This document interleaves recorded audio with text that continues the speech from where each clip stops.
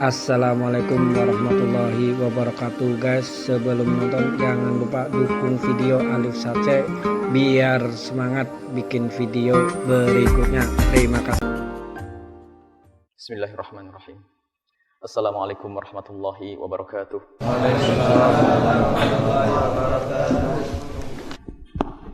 Alhamdulillah wassalatu wassalamu ala Rasulillah Sayyidina Muhammad bin Abdullah wa ala alihi wa ashabihi wa mawalah, amma ba'd.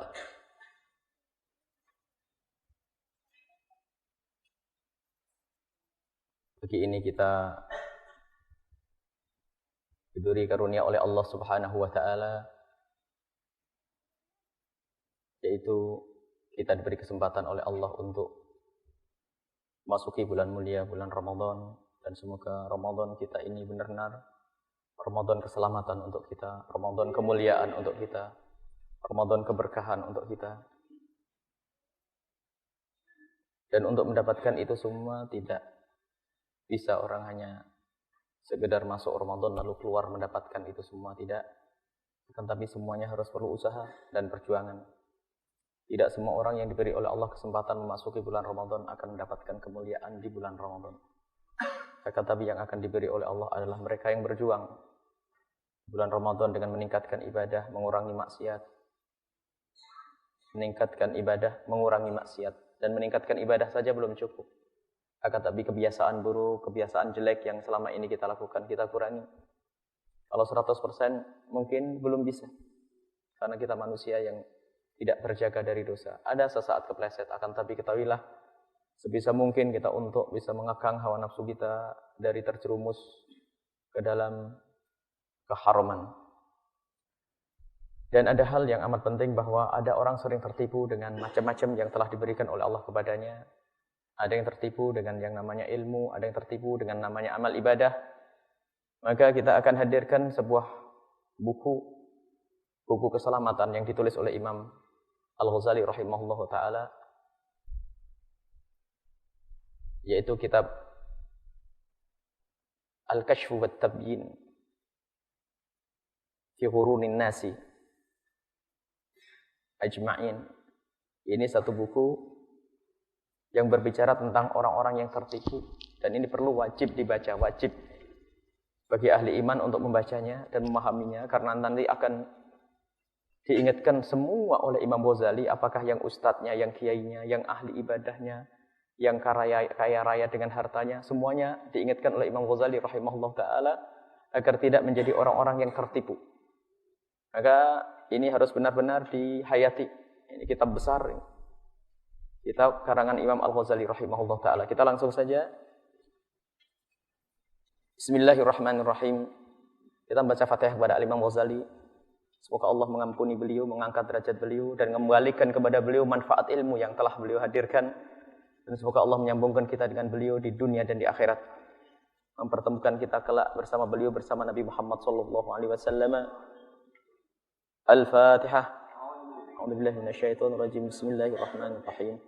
Alhamdulillahirabbil alamin arrahmanir rahim maliki yaumiddin iyyaka na'budu wa iyyaka nasta'in ihdinas siratal mustaqim siratal ladzina an'amta 'alaihim ghairil maghdubi 'alaihim waladdallin amin. Bismillahirrahmanirrahim. Segala sesuatu hendaknya dimulai dengan bismillah. Kul amrin dzibalin la yubta'u fihi bil basmalati aw bi bismillahirrahmanirrahim fa huwa aqta, dalam riwayat fa huwa abtar. Segala sesuatu yang ada nilai baik secara lahir, jika tidak dimulai dengan bismillah, maka akan terpotong barokahnya. Baik secara lahir maksudnya, yang terlihat secara baik. Ada baik akan tapi secara batin, tapi secara lahir tidak baik, maka tidak bismillah. Misalnya, kotoran. Orang melakukan apa?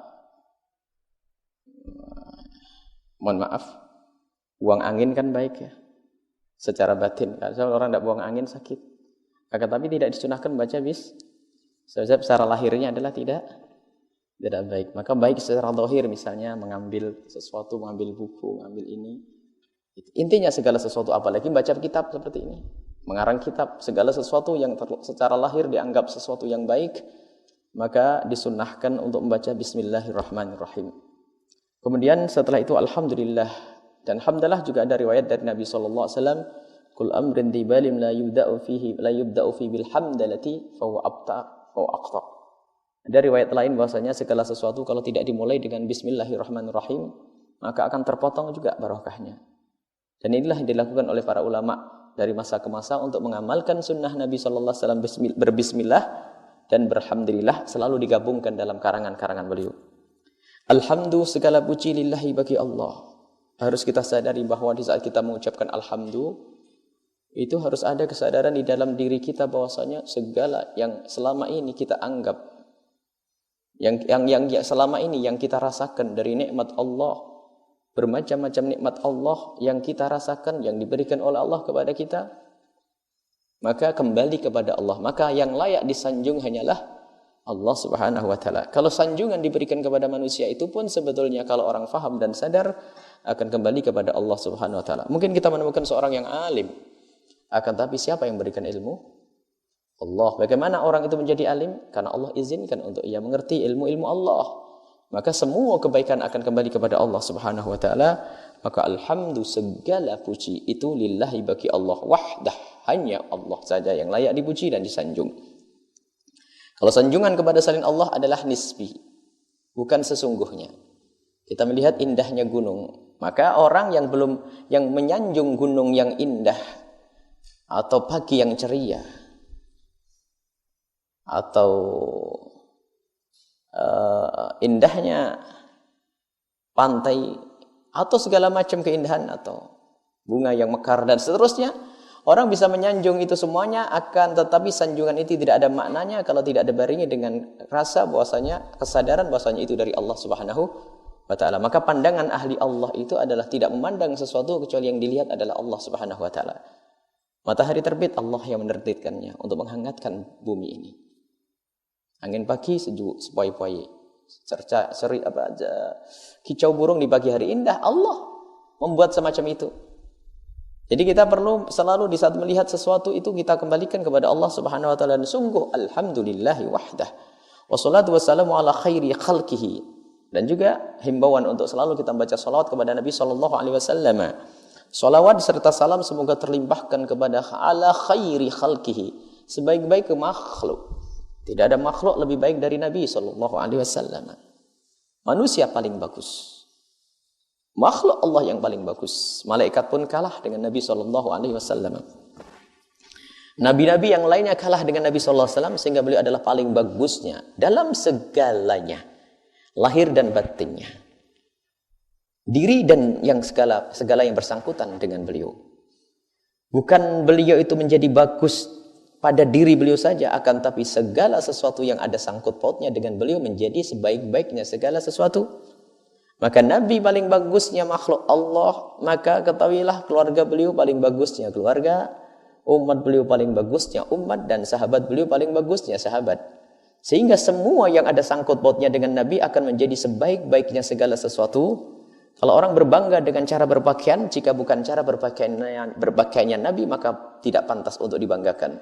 Sebab cara berpakaian yang paling bagus adalah cara berpakaiannya Nabi Muhammad SAW. Cara duduk yang paling bagus adalah cara duduknya Nabi Muhammad SAW, dan seterusnya. Rumusnya, karena Nabi Muhammad paling bagusnya makhluk Allah, maka segala sesuatu yang ada sangkut pautnya dengan Nabi, maka itu adalah sebaik-baiknya segala sesuatu. Bahkan umat Nabi Muhammad pun adalah sebaik-baik umat. Kuntu khaira ummatin ukhrijat linnas. Sebaik-baik umat yang dihadirkan oleh Allah di tengah-tengah bangsa manusia. Sayyidina Muhammad sallallahu alaihi wasallam, tuan kita Nabi Muhammad itu. Tuan kita dan benar-benar tuan yang sesungguhnya. Artinya tuan man sada ghairuhu fil ilmi wal hilmi. Sayyid itu adalah yang melampaui yang lainnya dari ilmu dan dari kearifannya, sifat lemah lembutnya, sifat kebaikannya, melampaui yang lainnya itu sayyid.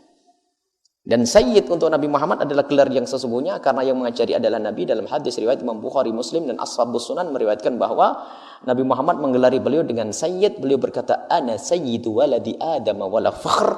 Dalam riwayat ana sayyidun nasi wala fakhr. Dalam riwayat ana sayyidul mu'minina wala fakhr. Aku adalah sayyidnya anak Adam. Itu. Aku adalah sayyidnya anak Adam, dan aku tidak sombong dengan itu semuanya. Dan aku sayyidnya kaum mukminin, dan aku tidak sombong. Dan aku sayyidi waladi Adnan, aku adalah sayyidnya anak Adnan, dan aku pun tidak sombong. Jadi sayyid adalah gelar untuk Nabi sallallahu alaihi wasallam. Dan sangat dihimbau untuk mengucapkan sayyidina untuk Rasulullah. Tidak pantas kita menyebut Nabi, nyebut manusia saja dengan nama saja kurang pantas. Bagaimana menyebut Nabi?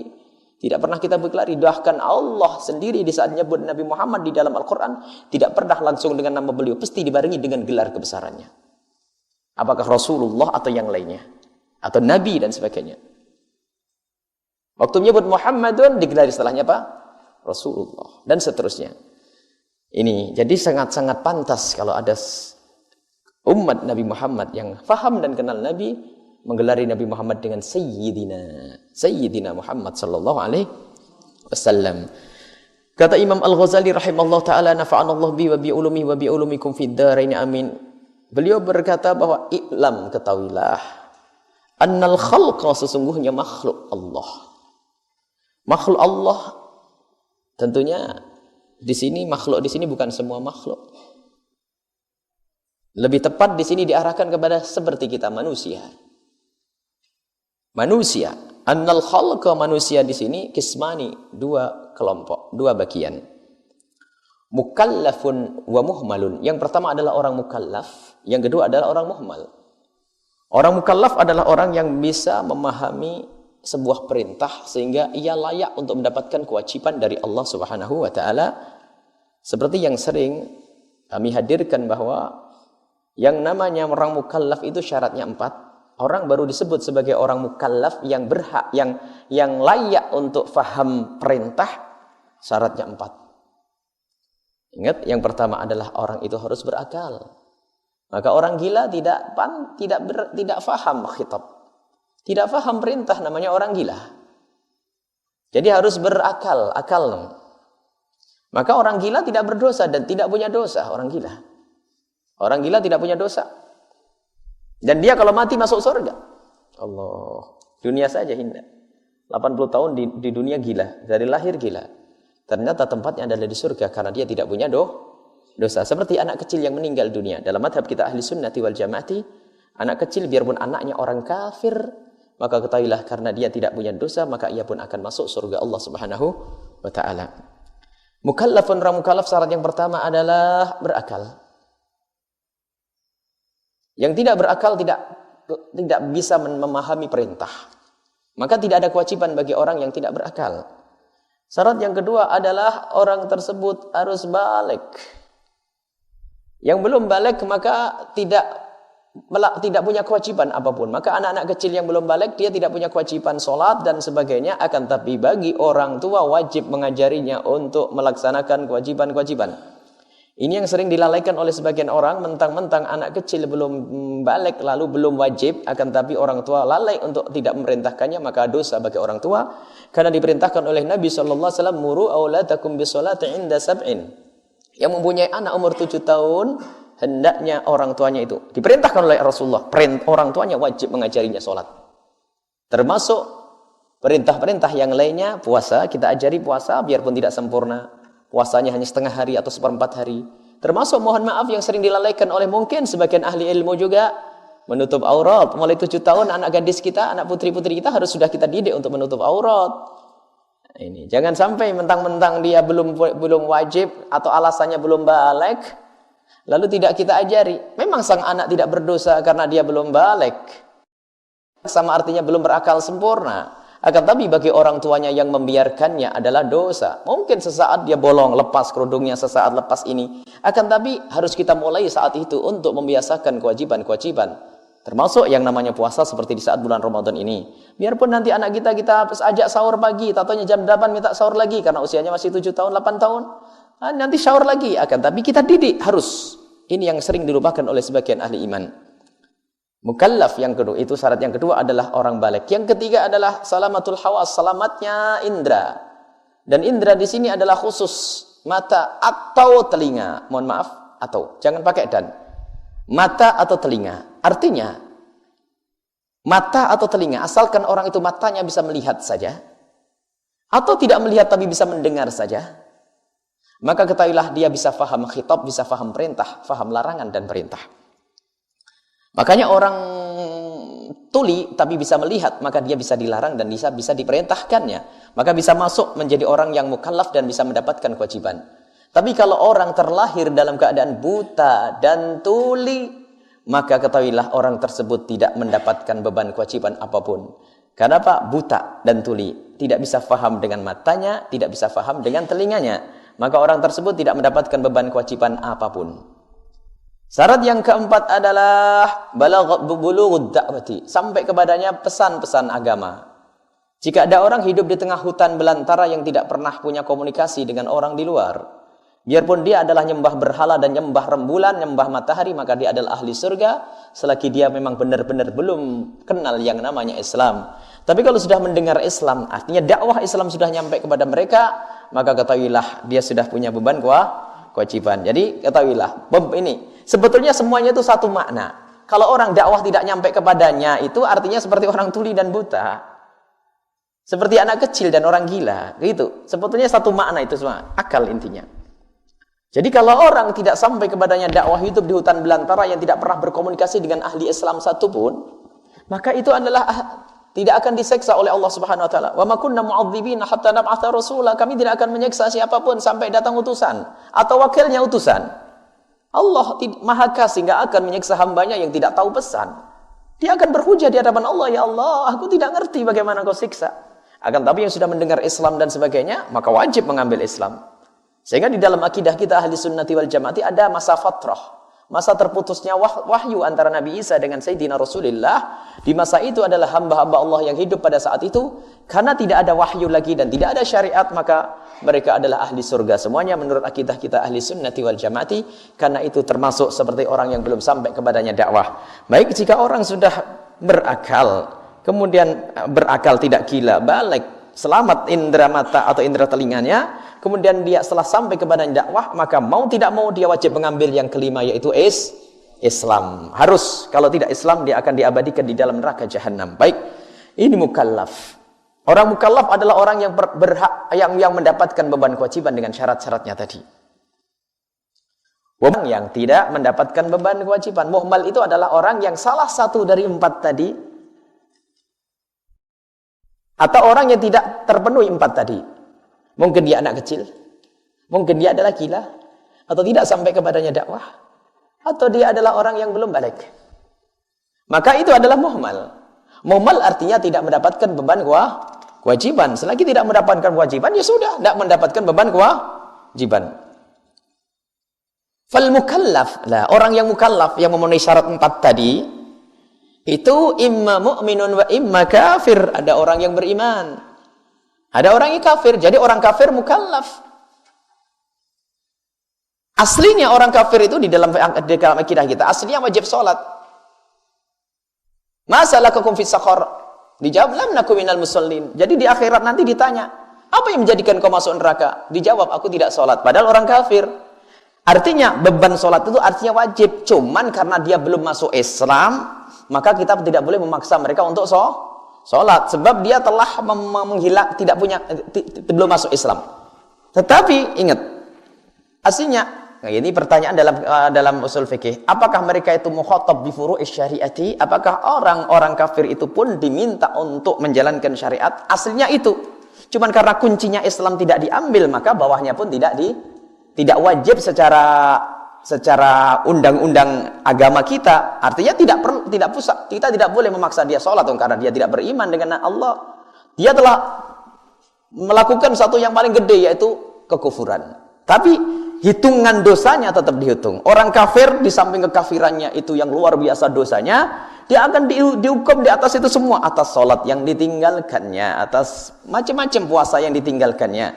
Ini sebab menurut akidah kita ahli sunnati wal jamaati, mereka itu juga mukhatab bi furu'is syariati. Mereka pun juga ditanya di akhirat nanti tentang furuk-furuk syariat. Nah, baik. Jadi orang mukmin dan orang kafir. Jadi orang kafir juga disebut sebagai mukallaf. Artinya mukallaf dia juga punya kewajiban. Yaitu kalau kafir kewajiban pertama adalah masuk Islam.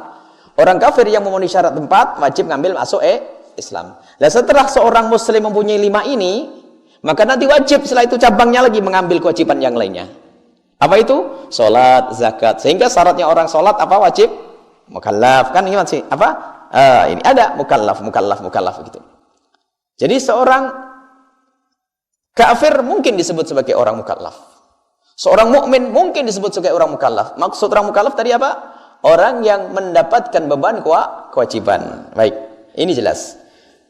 Jadi di sini nanti dijelaskan oleh Imam Ghazali dengan rinci. Jadi orang kafir ada yang namanya orang mukallaf dan orang kafir ada yang tidak mukallaf. Siapa itu? Orang kafir yang gila, anak kecil dan seterusnya. Dia kalau meninggal masuk surga. Tidak ada beban kewajiban, dia mati surga, masuk surga. Anaknya orang kafir mati dalam keadaan kafir bapaknya, tapi dia tidak bisa disifati sebagai seorang kafir. Hanya nasab kafir. Akan tapi ketahuilah, dia adalah tidak punya beban kewajiban. Karena tidak punya beban kewajiban, maka dia tidak punya dosa. Kalau meninggal dunia adalah di surga Allah Subhanahu wa taala. Wal mu'minu qismani. Orang beriman itu ada 2 macam.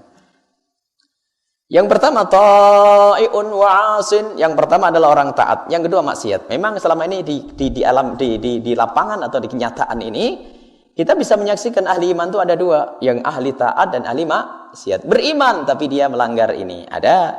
Ada beriman, Masya Allah, kerjaannya antara masjid, membantu orang lain, sholat, ibadah, berkekasih Allah, ta'i. Ada lagi asin, ahli maksiat. Ini loh Imam Ghazali cerdasnya beliau tuh. Nanti ta'i sendiri dicermati oleh Imam Ghazali. Yang taat sendiri ada yang bersalah nanti. Tertipu dengan ketaatannya. Kalau ada orang maksiat terjerumus dengan kemaksiatannya, ada orang taat nanti terjerumus dengan ketaatannya, nanti dirinci agar selamat semuanya. Ta'i wa asin, orang ta'iun wa asin. Yang pertama adalah orang yang patuh kepada Allah, yang kedua adalah orang maksiat. Jadi orang mukmin ada 2 lagi dibagi. Wa kullu wahidin minat ta'iina wal 'asina, dan semua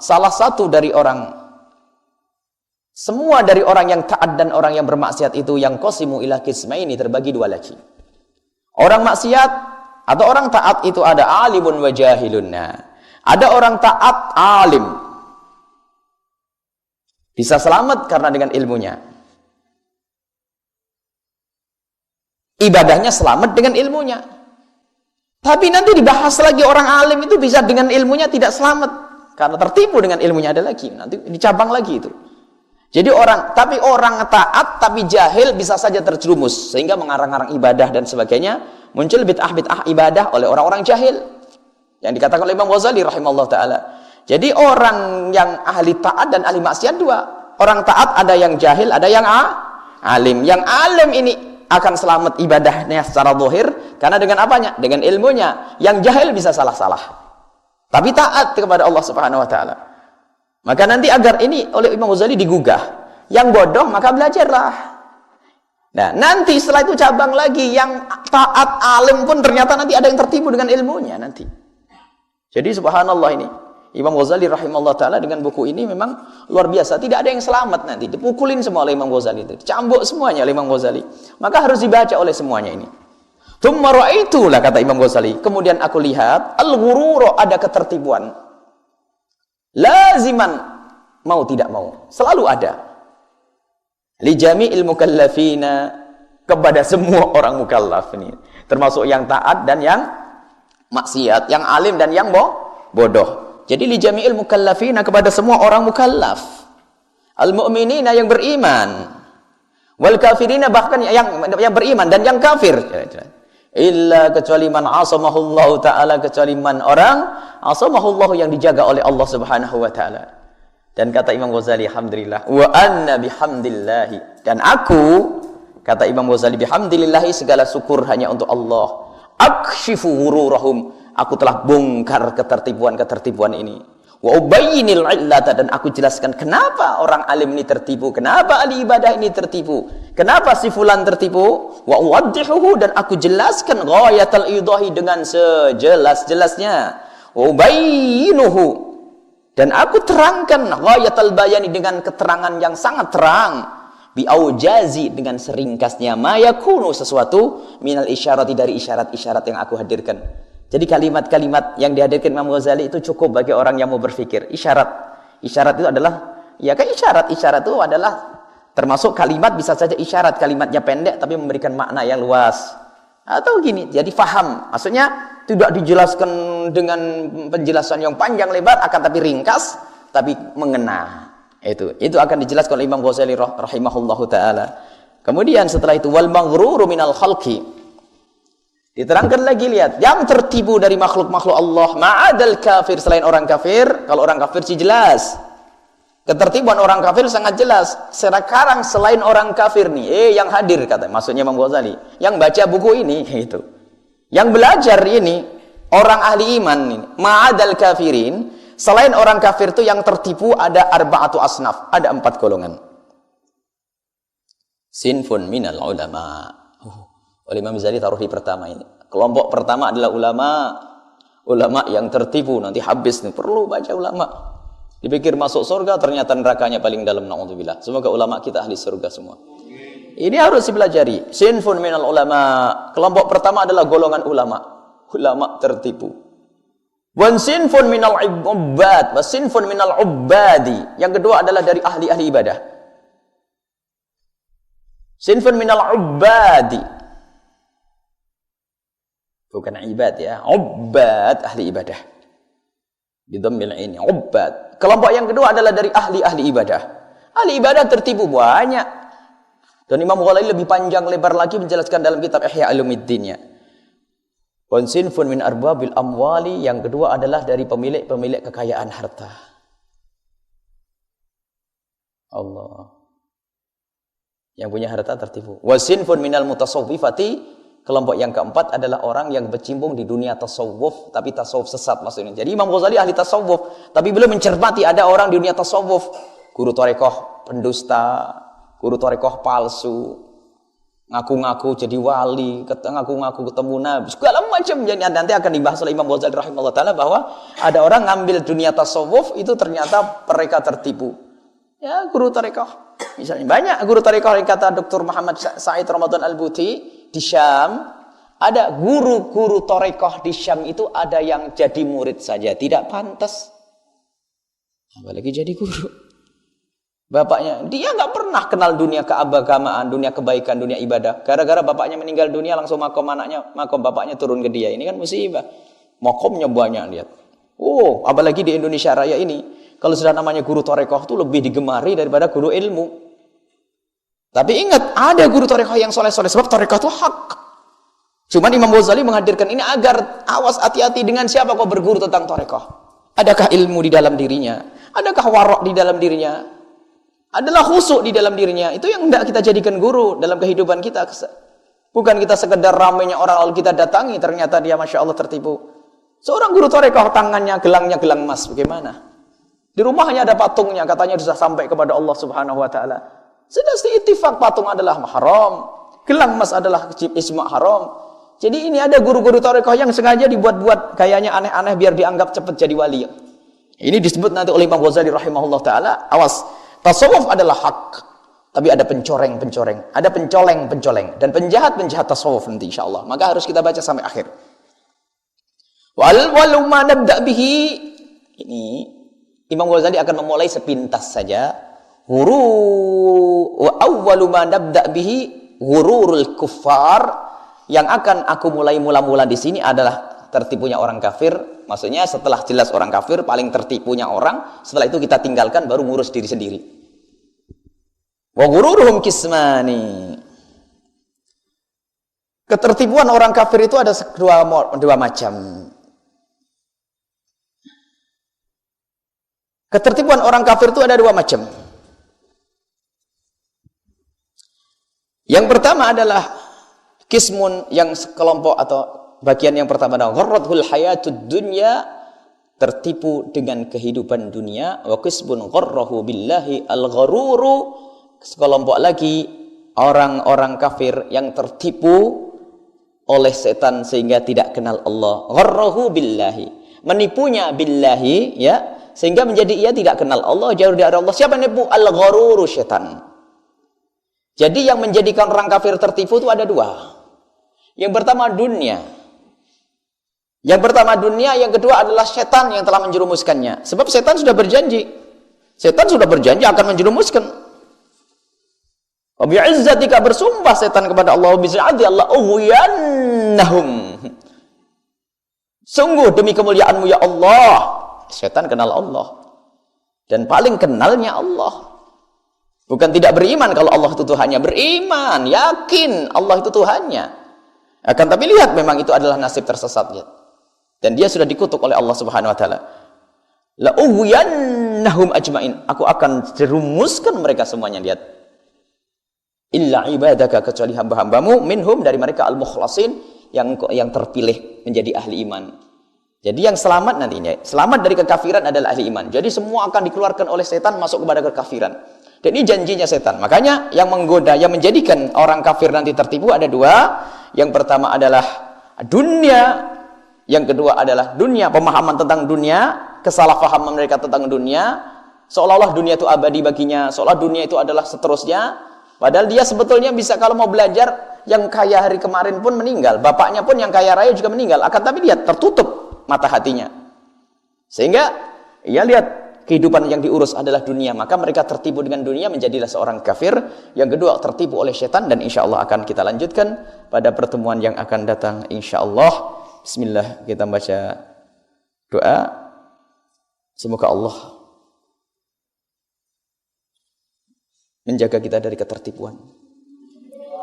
Di saat menjadi alim, semoga menjadi alim yang tidak tertipu. Di saat menjadi ahli ibadah, semoga menjadi ahli ibadah yang tidak tertipu. Di saat menjadi orang kaya, semoga menjadi orang kaya yang tidak tertipu. Di saat punya jabatan, semoga tidak menjadi orang yang punya jabatan, semoga tidak menjadi orang yang punya jabatan yang tertipu. Dan semoga Allah membimbing kita semua, memberikan hidayah kepada kita semua, menyelamatkan kita di dunia dan di akhirat. Anak keturunan kita dijaga oleh Allah, orang yang bersama kita dijaga oleh Allah Subhanahu wa taala. Sehingga kita terus tetap sambung dengan guru, dengan ulama sampai Rasulullah sallallahu alaihi wasallam. Dan semoga kita kelak dikumpulkan oleh Allah bersama Nabi Muhammad sallallahu alaihi wasallam di surga. Al-Fatihah. Alhamdulillahirrahmanirrahim. Ya kana Allahumma amin ya rabbal alamin. Assalamualaikum warahmatullahi wabarakatuh.